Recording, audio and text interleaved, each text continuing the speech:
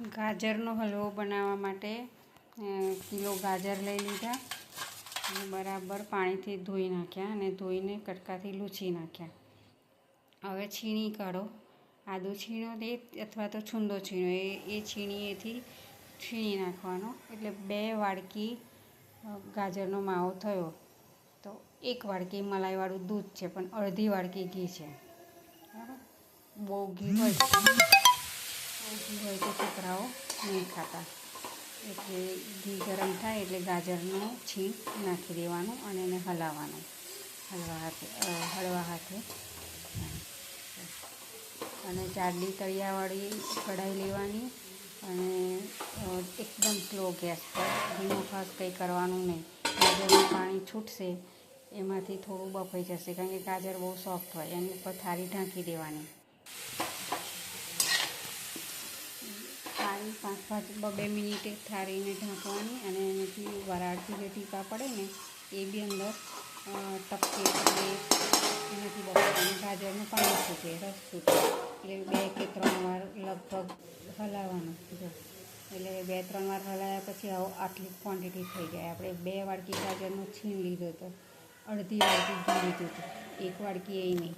બરાબર. જો એટલે આવું 2-3 અને ચાખવાનું કઈ રીતે દાંતમાં લગાવવાનું, દાંતમાં દાળમાં જોવાનું. કચ્ચું બોલે એટલે કાચું છે, ફરી પાછું ઢાંકી દેવાનું. સાદા તળિયાવાળું લેવાનું વાસણ. નોનસ્ટિકમાં નહીં બનાવવાનું, કારણ કે ધીમા તાપે જે વસ્તુ બનતી હોય ને નોનસ્ટિકમાં નહીં બનાવવાની. પોપડીઓ આમે ઉખડી જાય ને ના સારું કહેવાય. સ્ટીલનું હોય તો ચાલે. વળી પાછી જો ધીમે ધીમે જો એને શેકાઈ ગયેલું એનું ઘી છૂટું પડે. જો ઘી છૂટું ઘી છૂટું પડ્યું ને, અને તોય દાંતમાં દબાવી લેવાનું. દાંતમાં દબાવશો ને એટલે ખબર પડશે કે હા ચવાઈ ગયું છે. કચ્ચો બોલે ને તો ખબર પડે, પણ ઘી છૂટું ક્યારે થાય? જ્યારે બફાઈ જાય ત્યારે જ ઘી છૂટું થાય. અને 2-4 વાર 1 વાડકો મલાઈવાળું દૂધ છે એ સહેજ કોસી રહ્યું હતું, એ રેડી દીધું મલાઈ સાથે. બરાબર. 2 વાડકી ગાજરનું છીણ છે તો 1 વાડકો મલાઈવાળું દૂધ હતું, જાડું. એટલે જાડું દૂધ એનો માવો થશે, મલાઈનો બી માવો થશે. હવે એને ઢાંકવાનું જરૂર નહીં, એકદમ સ્લો ગેસ પર હલાયા કરવાનું. હમણાં નહીં ચોંટે, પણ જ્યારે નીચે દૂધ બળી જશે ને ત્યારે ચોંટશે. જો એટલે થોડું હલાવતા આવી રીતે આ રસ મિક્સ થશે. હવે આમાં શું થાય? આ ગાજરનું આટલું મિક્સ થયેલું છે ને, દૂધ ને ઘી ને ગાજર, એને એક મિક્સરના એક બાઉલમાં 5 ચમચી લઈ લો. પછી 1 કપ દૂધ નાખો, 2 ચમચી ખાંડ નાખો અને ગ્રાઇન્ડ કરો. બહુ મસ્ત દૂધ થઈ જશે. ઇલાયચી નાખીને, ડ્રાયફ્રૂટ ભાવે એ ડ્રાયફ્રૂટ નાખે પણ મજા આવે ચમચીથી પીવાની. અને જો આવી રીતે ખદબદે છે, કેટલું ખદબદે છે. આવું ઉકળે. જાડા તળિયાવાળું હોય ને એટલે સરસ થાય. આવું ખદબદે, પણ વચ્ચે ફોકસ રાખવાનું, વચ્ચે ચોંટી ના જાય એમ. થોડું હલાય જ કરવાનું. દૂધ ભરી જાય ને એટલે દૂધ નહીં દેખાય. હવે ફરી પાછું એનું ઘી છૂટશે. દૂધ ભરી જાય એટલે ફરી એનું ઘી છૂટશે. અને એક સહેજ રસા જેવું લાગે ને એટલે મેં અડધી વાડકી ખાંડ નાખી. અડધી જ વાડકી ખાંડ નાખી.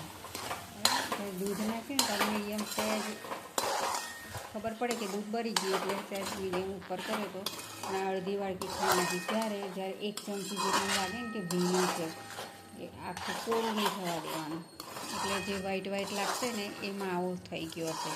હવે ફરી પાછું આ ખાંડનું પાણી ઓગળશે. ફરી લિક્વિડ થયું. હવે ફરી એને ઘી બહાર છૂટું થવા દેવાનું. એટલે ફરી આને નોનસ્ટોપ હલાવવાનું. ઢાંકવાનું નહીં, ઢાંકવાનું શરૂઆતમાં દૂધ નાખતા પહેલાં ગાજરને ઢાંકીને બાફવાનું. એનું વરાળને લીધે આ ખાંડનું પાણી છે, જો એ દેખાય એ આવું કોઈ ના ભાવે, પણ એને બારવું પડે ખાંડનું પાણી.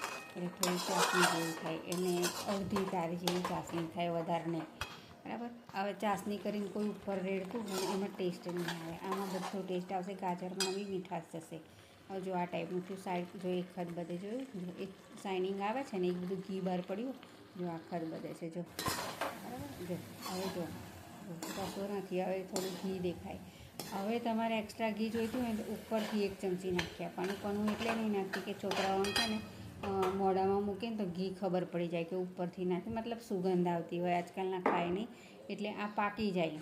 અને મેં 2 વાડકી છીણમાં અડધી વાડકી ઘી લીધું, બરાબર.